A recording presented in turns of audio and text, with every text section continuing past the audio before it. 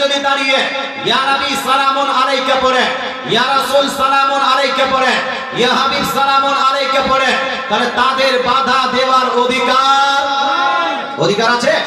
যদি তুমি বাধা দিতে চাও তাহলে মুস্তাহাব লিখলে কেন, জায়েজ লিখলে কেন, নেকি লিখলে কেন, বইটা ছাপিয়েছো কেন, বইটা তোমার মাদ্রাসায় পড়া হয় কেন? কিন্তু মুসলমান, খোদা जब दीन लेता है तो अक्ल भी छीन लेता है। जरा बोलें ना, खुदा जब दीन लेता है तो अक्ल भी छीन लेता है। বই তো ছাপিয়ে দিয়েছে, বই তো লিপিবদ্ধ করে দিয়েছে, কিন্তু সেই বইয়ের উপর নিজেই আমল করে না। আচ্ছা, আরেকটা উদাহরণ দিই। আপনারা নবীর নাম শুনে এইরকম করে আঙ্গুল চুম্বন দিচ্ছেন, যখনই যেন আপনি নাম শুনছেন, আমি এই দাদাকে দেখলাম যে বারবার আঙ্গুল চুম্বন করছে। আপনারা করেন না? করেন না?